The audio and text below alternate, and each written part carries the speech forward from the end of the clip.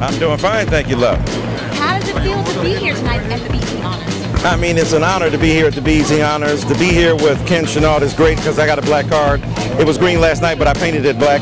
And then, you know, you've got Ice Cube, one of the great artists of all time. You've got Aretha Franklin, the incomparable voice of an epic.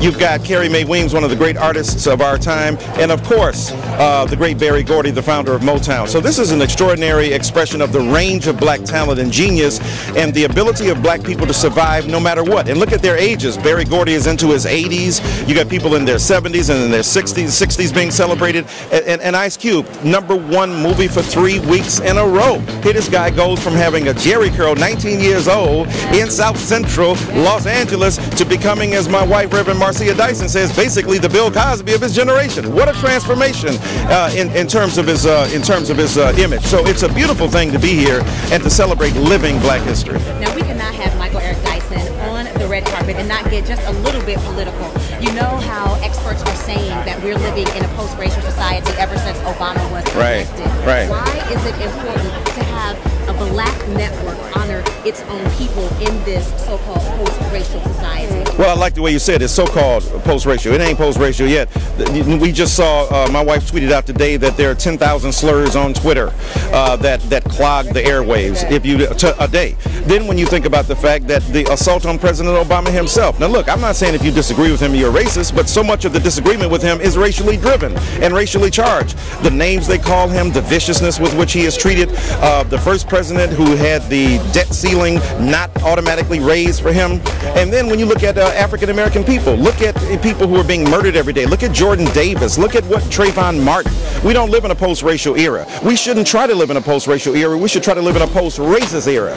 Post-racial means you want to deny my blackness. I've been black for 55 years. I ain't trying to do nothing else but stay black. But at the same time, it doesn't mean that you can't get over the vicious narrowness and bigotry of what you believe about my blackness. So I don't want to live in a post-racial era. I want to live in a post-racist era where we celebrate all peoples, all cultures, all religions, all sexualities, and the like. Now look, we got the biggest black man ever living in public housing called Barack Obama. Now that's some nice public housing. If you're going to live in public housing, live at 1600 Pennsylvania Avenue. At the same time, let's talk about the disproportionate concentration of black people in poverty. Let's talk about what happens when we have a prison industrial complex where black people are suffering. So we're not there yet. So it's important for black stations, black networks to underscore and accentuate and highlight the achievements of black people. We're still hungry for it. We need a visual jet magazine. We need somebody to celebrate all the great things that we're doing, and I'm glad BET Honors does that. This is Reverend Marcia Dyson.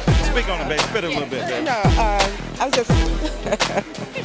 I'm just glad to be here because, you know, one thing I was really amazed at, you talk about why we're here and what we see and talk about the politics and race politics. I'm glad to see so many black women who are journalists. I can see your faces because that to me is a very barren terrain. So I'm excited. I'm looking at everybody along this row and just want to continue to be inspired by what you do and the faith that you bring, the voice you bring to people to whom you think are inspirational yourself. I'm inspired as I look at this row. As a former journalist, as a writer, as an advocate for women. So I'm inspired by you having the mind.